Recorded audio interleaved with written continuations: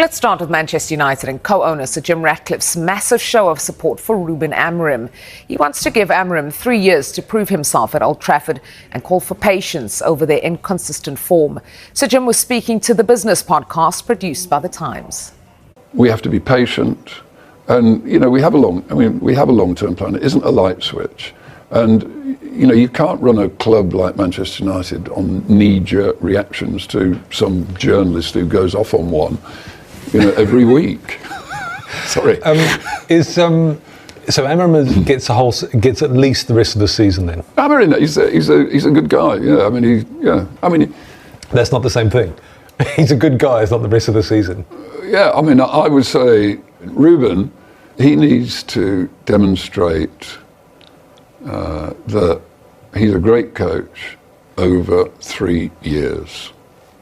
So you give him 3 years? Yeah, that's where I would be. Yeah, 3 years, because football's not overnight.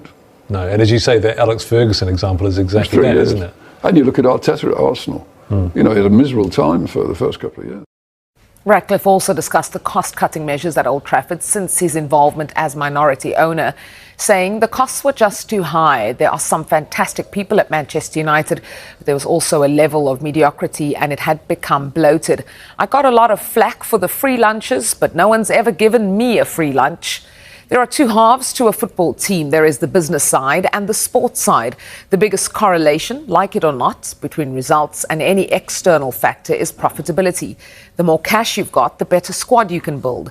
Those numbers will get better. Manchester United will become the most profitable football club in the world, in my view. And from that will stem, I hope, a long-term, sustainable, high level of football. For more on this, I'm joined by our chief correspondent, Kave Solokol. Kave, some fascinating comments.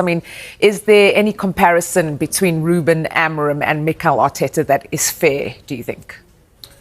I don't think so. I think it's a little bit unfair to Mikel Arteta to say that he had a miserable time when he took over at Arsenal. If you actually look at the records in his first season at Arsenal, because he joined midway through the season, Arsenal ended up winning the FA Cup. They also won the Community Shield. I think in their second game with him in charge, they beat Manchester United. After a couple of months, they won back-to-back league games. After a year, Amorim hasn't won back-to-back league games.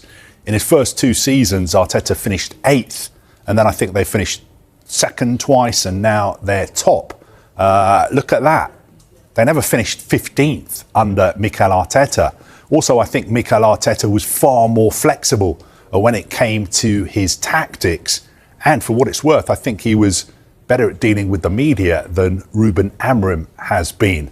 So I think Jim Ratcliffe was being a little bit unfair to Arteta. And I'm sure if Arteta does read the quotes, he will probably be thinking, hey, why has Jim Ratcliffe dragged me into this?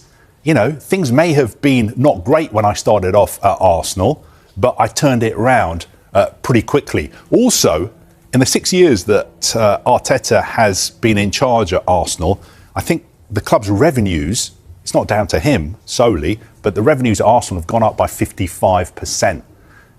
In the same period at United, revenues have gone up just 5%. What about Sir Alex Ferguson then? Are comparisons with his first few years justified?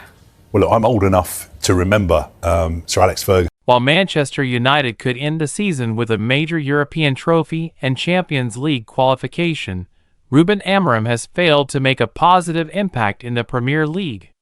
United remain the only undefeated club in the 3 European club competitions this season, and winning the Europa League would provide a silver lining to a horrendous Premier League campaign. It would represent United's 3rd trophy in 3 seasons and provide a significant financial windfall. But would it wrongly cloud the perception of Amorim's tenure at Old Trafford? The 40-year-old arrived amid huge fanfare after transforming Sporting CP's fortunes, but his domestic record with United is abysmal. The 20 times English top-flight title winners will record their worst ever Premier League finish, and they are currently languishing in 16th position.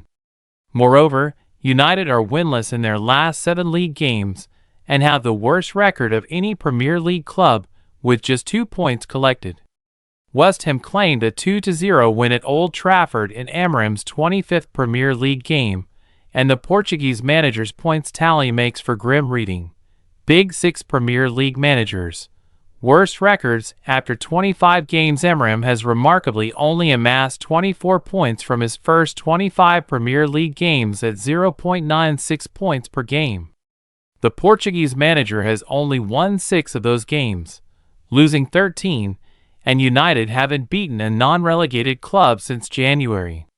When comparing Amorim's record to every other Big Six manager in the history of the Premier League, it puts United's worrying league form into context. Arsenal, Chelsea, Tottenham, Liverpool, Manchester City, and Manchester United are viewed as the traditional Big Six.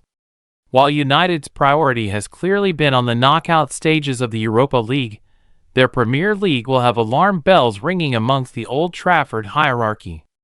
As the graphic above illustrates, Amorim has the joint second worst point record of any Big Six manager since the inauguration of the Premier League in 1992. Moreover, Man City weren't a leading club in England until their takeover by the Abu Dhabi Group in 2008, and they were outside the top flight for several seasons since 1992, and they were even in the third tier of English football.